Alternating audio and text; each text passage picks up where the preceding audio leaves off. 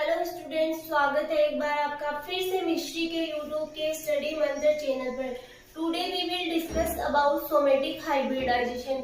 तो आज का हमारा टॉपिक है सोमेटिक हाइब्रिडाइजेशन, कायिक संकरण।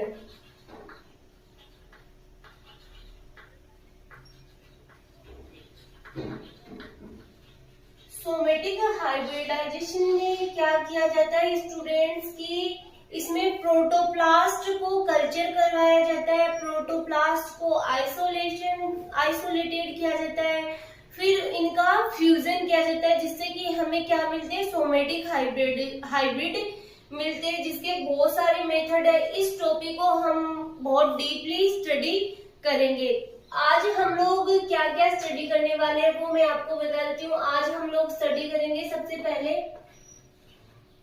कि प्रोटोप्लास्ट की डेफिनेशन तो वैसे हम लोग कई बार पढ़ चुके हैं। प्रोटोप्लास्ट डेफिनेशन, फिर हम लोग पढ़ेंगे कि प्रोटोप्लास्ट को कल्चर करवाने के कौन कौन से मेथड है, आइसोलेशन करवाने के कौन कौन से मेथड है, प्रोटोप्लास्ट आइसोलेशन, जिसमें कि प्रोटोप्लास्ट आइसोलेशन के भी टू मेथड होते हैं। एक तो होता है मैकेनिकल, एक होता है एंजाइमेटिक मेथड।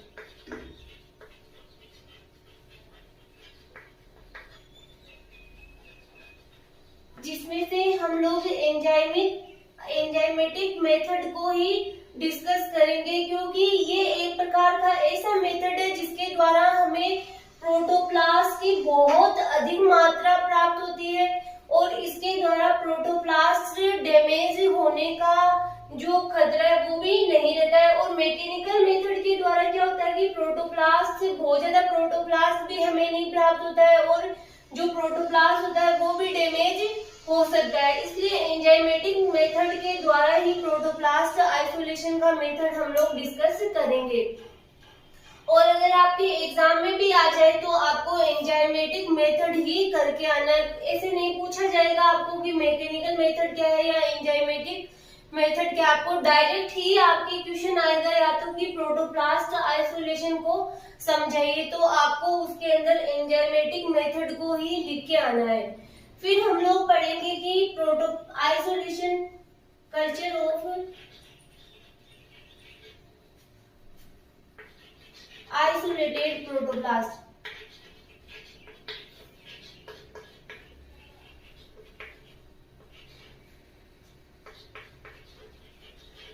कि जो हम लोगों ने ये प्रोटोप्लास्ट आइसोलेशन किया एंजाइमेटिक मेथड के द्वारा, उसको फिर कल्चर किस प्रकार से करवाना है कि उसमें वापस से प्रोटोप्लास्ट के द्वारा होल प्लांट का रीजनरेशन किस प्रकार से होता है, फिर उसको स्टडी करेंगे। आज हम लोग यही टॉपिक कंप्लीट करेंगे। फिर नेक्स्ट लेक्चर में हम इसी का पोर्शन जो बच गया उसको भी कंप्लीट करेंगे, जैसे कि इसके बाद में fusion of protoplast, somatic hybridization, ये सब हम नेक्स्ट लेक्चर में डिस्कस करेंगे।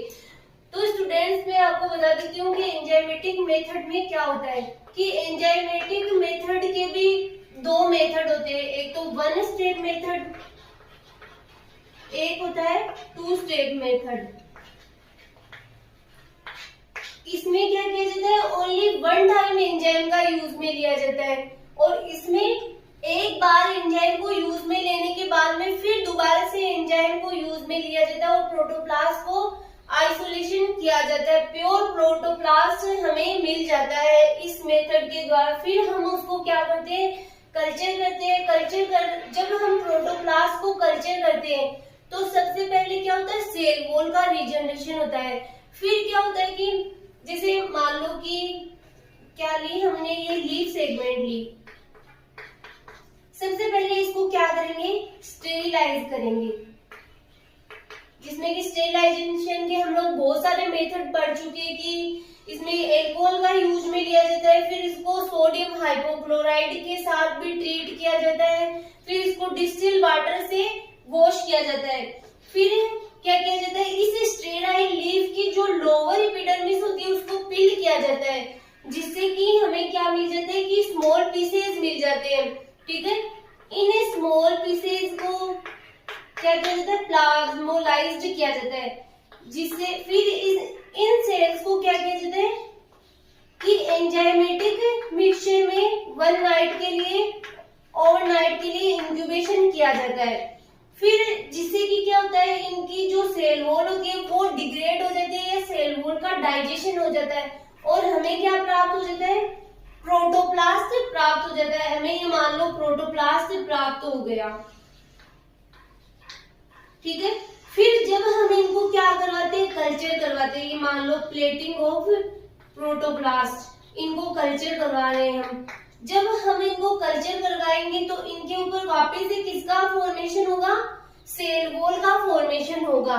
ठीक है, सेल वॉल का फॉर्मेशन होने के बाद में फिर क्या होता है कि इनके जो हम जब इसमें न्यूट्रिएंट डालेंगे, न्यूट्रिएंट मीडिया में जब हम इनको कल्चर करवाएंगे तो क्या होगा कि इन क्लम्प्स ऑफ सेल्स के हमें क्या दिखाई देने लगे, clumps, irregular mass of parenchymatous cells, जिसको क्या बोला जाता है, केलस बोला जाता है।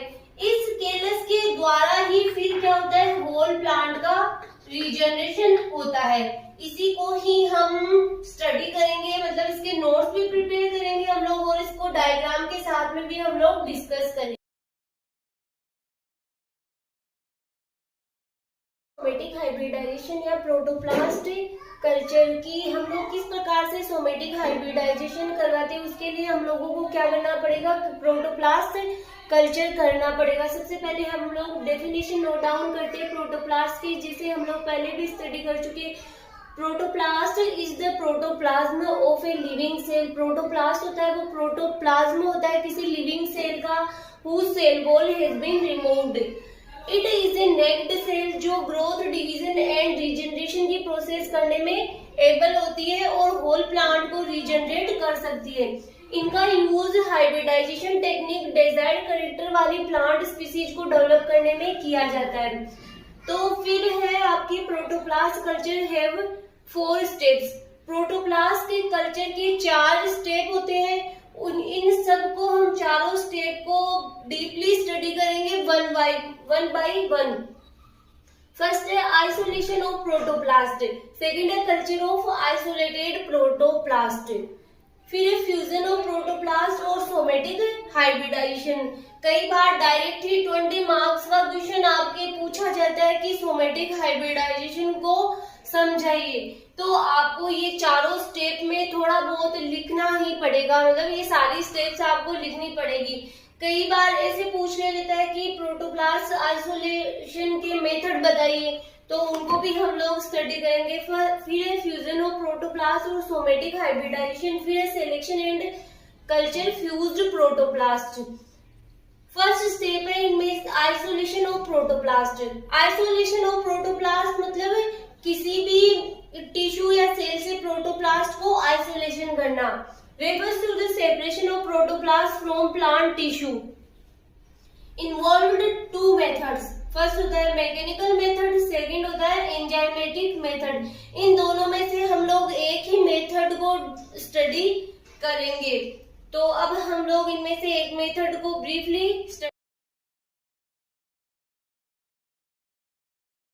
ये एंजाइमेटिक मेथड है जिसको हम स्टडी करेंगे डीपली। प्रोटोप्लास्ट आइसोलेशन की इस विधि का यूज इसलिए अधिक किया जाता है क्योंकि इसके द्वारा प्रोटोप्लास्ट क्या नहीं होता, डैमेज नहीं होता। इस मेथड द्वारा प्रोटोप्लास्ट की हाई यील्ड प्रोड्यूस की जा सकती है। इस मेथड में प्रोटोप्लास्ट आइसोलेशन के लिए एंजाइम का यूज किया जाता है। एंजाइमेटिक मेथड है तो ऑब्वियसली एंजाइम का ही यूज में लिया जाएगा। फिर इसकी हम लोग स्टेप्स की बात करते हैं कि कितनी स्टेप्स इसमें पाई जाती है जिसके द्वारा प्रोटोप्लास्ट को क्या किया जाता है, आइसोलेटेड किया जाता है। स्टेरिलाइजेशन ऑफ लीफ, सबसे पहले क्या किया जाता है कि लीफ ली जाती है ग्रीन हाउस से, फिर उनको स्टेरिलाइज किया जाता है और स्टेरिलाइज के हम लोग बहुत सारे मेथड स्टडी कर चुके हैं। ग्रीन हाउस में लगे प्लांट से हेल्दी फोलिएज लेकर, फोलिएज मतलब पर्ण समूह लेकर उन्हें स्टेरिलाइज किया जाता है। इसमें उन्हें 70% एल्कोहल से वॉश और इमीडिएटली किसमें सोडियम हाइपोक्लोराइड के सॉल्यूशन में ट्रांसफर कर दिया जाता है 10 मिनट के लिए में रखने के बाद इसको डबल डिस्टिल वाटर से वॉश करके पेट्री प्लेट या फिल्टर प्लेट पर ट्रांसफर कर दिया जाता है। किनको? लीफ को या पर्ण समूह को। फिर रिमूवल ऑफ लोअर एपिडर्मिस। अब क्या करते हैं, जो हम लोगों ने फोलिएज लिए हैं उनकी क्या करते हैं हम लोग, जो एपिडर्मिस होती है लोअर एपिडर्मिस उसको रिमूव किया जाता है। स्टेरिलाइज लीफ की लोअर सरफेस पर स्टेरिलाइज ट्वीजर क्या होता है, चिमटी की हेल्प से एपिडर्मिस को रिमूव कर देते हैं। एपिडर्मिस रिमूव के पश्चात 1 सेंटीमीटर स्क्वायर के पीसेज में काटा जाता है। फिर नेक्स्ट थर्ड स्टेप है कि ट्रीटमेंट ऑफ एंजाइमेटिक सॉल्यूशन। फिर क्या किया जाता है, इन पीसेज को एंजाइमेटिक सॉल्यूशन के साथ ट्रीट किया जाता है। प्रेजेंट टाइम बहुत सारे एंजाइम प्रेजेंट है जिससे सेल वॉल और मिडिल लेमिला सेपरेट हो जाती है। फॉर एग्जांपल है हेमीसेलुलोज, पेक्टिनेज, ईटीसी। इन एंजाइम में से 0.5% मैक्रोजाइम, ये प्लांट टिश्यू कल्चर में यूज में आने वाला एंजाइम है मैक्रोजाइम। 2% सेलुलेज कंसंट्रेशन, ये कंसंट्रेशन लिखा हुआ है यहाँ पे, का अलग अलग अथवा मिलाकर यूज में लिया जाता है। फिर अब एंजाइमेटिक सॉल्यूशन यूज करने के भी 2 मेथड है, इन्वॉल्व 2 मेथड्स। फर्स्ट है डायरेक्ट मेथड, 1 स्टेप ओनली। इसमें 1 स्टेप ओनली का मतलब क्या होता है, इसमें एक बार ही एंजाइम का यूज में किया जाता है। सेकंड है सिक्वेंटल मेथड, इसमें कि 2 बार एंजाइम का यूज में लिया जाता है। 2 स्टेप मेथड। आगे हम लोग अभी इनके नोट्स प्रिपेयर करते हैं। Direct method, incubation of leaf segments overnight in enzyme solution. की क्या किया जाता है कि जो लीफ सेगमेंट्स होते हैं उनको ओवरनाइट एंजाइम के सॉल्यूशन में रखा जाता है। फिर mixture is filtered and centrifuge. अब जो मिक्सचर है एंजाइम, मतलब कि हम लोगों ने लीफ सेगमेंट को किसमें, एंजाइम के सॉल्यूशन में डाल दिया। अब इस मिक्सचर को फिल्टर किया जाता है और सेंट्रीफ्यूज किया जाता है। सेंट्रीफ्यूज का मतलब मीनिंग हम लोग पहले भी डिस्कस कर चुके हैं। सेंट्रीफ्यूगेशन का मतलब होता है कि अपकेंद्रण, कि ये एक इस प्रकार की टेक्निक होती है जिसमें कि जो मतलब अलग अलग टाइप के मिक्सचर होते हैं उन सबको क्या किया जाता है, किसी सेंट्रीफ्यूज मशीन में रखा जाता है। फिर ये क्या हो जाते हैं, अपनी डेंसिटी के आधार पर अलग अलग भागों में डिवाइड हो जाते हैं। फिर प्रोटोप्लास्ट फॉर्म पेलेट। प्रोटोप्लास्ट होते हैं वो किसमें फॉर्म हो जाते हैं, पेलेट्स में फॉर्म हो जाते हैं। पेलेट्स का मतलब भी ले सकते हैं हम गोली से, गोली जैसे हिंदी में अगर हम लोग इनका मीनिंग देते हैं तो गोली है छोटे छोटे pieces. Then washed with sorbitol and recentrifuged, कि फिर वापस से क्या कहते हैं, इनको सोर्बिटॉल से वॉश किया जाता है और वापस से सेंट्रीफ्यूगेशन किया जाता है। क्लीन प्रोटोप्लास्ट फ्लड, जो क्लीन प्रोटोप्लास्ट होते हैं कि हमें क्या चाहिए, प्योर प्रोटोप्लास्ट क्या होते हैं, तैरने लग जाते हैं और हम इन्हें पिपेटेड आउट, हम इन्हें पिपेट में ले लेते हैं। फिर सेकंड है सीक्वेंटियल मेथड या 2 step method. 2 enzyme mixture are used one after the other, की इसमें क्या 2 बार एंजाइम का यूज में लिया जाता है। एक बार यूज में लेने के बाद फिर से यूज में लिया जाता है। तो लीफ सेगमेंट को 0.5% pectinase and 0.3% potassium dextran and 13% mannitol solution में 15 मिनट तक हीट करते हैं। ये तो आपको याद रखनी ही पड़ेगी इनकी कंसंट्रेशन। फिर मिक्सचर का सेंट्रीफिकेशन किया जाता है जिससे सेल्स क्या हो जाती है, आइसोलेट हो जाती है। सेकेंड स्टेप में इन सेल्स को 2% सेलुलोज एंड 13% मैनिटोल के मिक्सचर में रखा जाता है। कि फर्स्ट स्टेप तो क्या हो गई, ये हो गई कि लीफ सेगमेंट को ये यूज में ले जाते हैं ये वाले एंजाइम। फिर सेकेंड स्टेप में क्या किया जाता है कि 2% सेलुलोज और 13% मैनिटोल मिक्सचर में रखा जाता है। सॉल्यूशन को pH 5.5 पर स्टेबल करके इस सॉल्यूशन को 130 ओवर तक 30 डिग्री सेंटीग्रेड तक गर्म किया जाता है। फिर इस मिक्सचर को वापस से क्या किया जाता है, सेंट्रीफ्यूगेशन किया जाता है। और सेंट्रीफ्यूगेशन करने से क्या होगा कि जो हमारा प्योर प्रोटोप्लास्ट वो फ्लड करने लगेगा, फिर हम उसको क्या करेंगे, आइसोलेट कर लेंगे। फिर अब हमारे पास ये मेथड यहाँ तक कंप्लीट हो चुका है कि प्रोटोप्लास्ट को किस प्रकार से आइसोलेटेड करना है। फिर नेक्स्ट मेथड स्टार्ट होता है कल्चर ऑफ आइसोलेटेड प्रोटोप्लास्ट। अब जो हमने क्या लिया, आइसोलेटेड प्रोटोप्लास्ट को आइसोलेटेड किया है, उनको कल्चर करवाना है, उनसे होल प्लांट रीजनरेशन करवाना है। Isolated protoplast can be cultured in a appropriate medium to reform cell wall and generate scales। कि appropriate medium में क्या किया जाता है कि जो हमारे पास प्रोटोप्लास्ट है उसके ऊपर वापस से क्या होता है, सेल वॉल का रीजनरेशन होता है। फिर इसका मेथड हम लोग स्टडी कर लेते हैं, फिर हम लोग इसको डायग्राम के साथ में भी स्टडी करेंगे। Protoplast cultured in a suitable nutrient media. First generate a new cell wall. सबसे पहले क्या होता है कि प्रोटोप्लास्ट जो हमने आइसोलेटेड किया है उसको एक अप्रोप्रिएट कल्चर मीडिया में ग्रो करवाते हैं, जिससे सबसे पहले उसके ऊपर क्या होगी, न्यू सेल वॉल का जनरेशन होगा। और सेल वॉल जनरेशन के बाद में क्या होगा, सेल डिवीजन होगा, और वो क्या होगी, सेल साइज में भी इंक्रीज होगा। द फर्स्ट सेल डिवीजन में अकर विद इन 2 से 7 days of culture. First cell division कब होता है कि 2 से 7 दिन में, कल्चर के 2 से 7 दिन में हमें क्या होते हैं, सेल डिवीजन स्टार्ट होना दिखाई देने लगता है, जिसे क्लम्स का फॉर्मेशन होता है। और क्लम्स मतलब कि इरेगुलर मास का फॉर्मेशन होता है, जिसे क्या कहा जाता है, केलस कहा जाता है। इस केलस के थ्रू ही होल प्लांटलेट का रीजनरेशन होता है। अब डायरेक्ट ही केलस से होल प्लांट का रीजनरेशन हो रहा है, तो इसमें क्या होता है, पहले केलस बना, फिर केलस से क्या होगा, शूट का रीजनरेशन होगा, फिर हम लोग इसे सब कल्चर करवाएंगे। सब कल्चर करवाने से इसमें क्या होगा, रूट का डेवलपमेंट होगा, फिर हमें होल प्लांटलेट का फॉर्मेशन हो, मतलब इसमें एम्ब्रियोइड्स बनेंगे, वो होल प्लांटलेट का फॉर्मेशन होगा। तो अब हम लोग ये जो प्रोटोप्लास्ट कल्चर है, आइसोलेशन है, इसको हम लोग डायग्राम के साथ में भी स्टडी करते हैं। आगे हम लोग देखते हैं major steps involved in protoplast isolation culture and regeneration of plants. कि कौन कौन से मेजर स्टेप्स है जो कि प्लांट प्रोटोप्लास्ट को आइसोलेशन करने में और कल्चर और रीजनरेशन करने में इन्वॉल्व होती है, वो इस डायग्राम में हम लोग स्टडी कर सकते हैं। सबसे पहले ये यहाँ पे कोई मेच्योर प्लांट हम लोग ने लिया, इसकी क्या ली, हम लोगों ने लीफ ली या फोलिएज ली, फिर इसको क्या करवाया, जैसा हमने नोट डाउन किया वैसे ही लीफ स्टेरिलाइजेशन करवाया।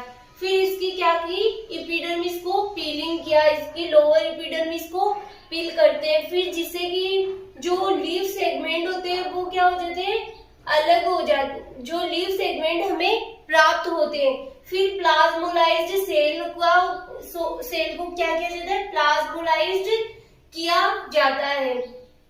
फिर इनको हम लोग क्या करते हैं, इस एंजाइमेटिक मिक्सचर में रख देते हैं। ठीक है, जो हम लोगों ने पढ़ लिया कि एंजाइमेटिक सॉल्यूशन के द्वारा किस प्रकार से प्रोटोप्लास्ट को आइसोलेशन किया जाता है। फिर जिससे कि क्या होती है कि इसकी सेल वॉल का क्या हो जाता है, डाइजेशन या डिग्रेडेशन हो जाता है, और हमें क्या मिल जाते हैं, प्रोटोप्लास्ट रिलीज हो जाते हैं। इसके लिए हम लोगों ने मेथड स्टडी किए, अभी हम लोगों ने नोट डाउन किया है कौन कौन से मेथड है, उनके द्वारा हम लोग प्रोटोप्लास्ट को आइसोलेशन करते हैं। तो यहाँ पे भी हम लोग क्या ले रहे हैं, एंजाइमेटिक मिक्सचर ले रहे हैं। फिर हमें जो प्रोटोप्लास्ट मिला है उसको क्या करते हैं, वॉश करते हैं। ठीक है, फिर क्या होता है कि ये हमें आइसोलेटेड प्रोटोप्लास्ट, हमें प्योर प्रोटोप्लास्ट यहाँ पे मिल जाता है, इसको हम प्लेटिंग करते हैं। फिर क्या करते हैं, इसमें हम क्या देते हैं कि सेल वॉल का रीजनरेशन होने लग जाता है कि हमें प्रोटोप्लास्ट मिल चुका। अब जब हम इसे कल्चर करवाएंगे तो इसके ऊपर वापस से सेल वॉल का रीजनरेशन होगा। फिर हमें क्या प्राप्त होते हैं, क्लम्प्स ऑफ सेल्स। फिर इसी को क्या कहा जाता है कि केलस टिश्यू, ये क्या है, irregular mass of parenchymatous sales. तो ये हमें केलस प्राप्त होता है यहाँ पे। फिर इसको और अधिक न्यूट्रिएंट मीडियम में जब हम कल्चर करवाएंगे तो यहाँ पे केलस टिश्यू से आप देख सकते हो यहाँ पे सूट का रिजेनरेशन होने लगता है। फिर इसको हम लोग सब कल्चर करवाते हैं तो यहाँ पे होल प्लांटलेट का फॉर्मेशन हो जाता है, मतलब इसमें रूटिंग की प्रोसेस भी होने लग जाती है। फिर ये वापस से वही प्रोसेस चलती रहती है कि ये क्या होता है कि यंग प्लांट के रूप में हम लोग इसे सॉइल में ट्रांसफर कर सकते हैं। तो आपके ये आज यहाँ तक कंप्लीट हो चुका है कि हम लोगों ने पढ़ लिया प्रोटोप्लास्ट, आइसोलेशन और कल्चर। 2 टॉपिक है वो आज हमारे कंप्लीट हो चुके हैं। नेक्स्ट हम सोमेटिक हाइब्रिडाइजेशन कि किस प्रकार से प्रोटोप्लास्ट का फ्यूजन होता है वो भी हम लोग नेक्स्ट लेक्चर में स्टडी करेंगे।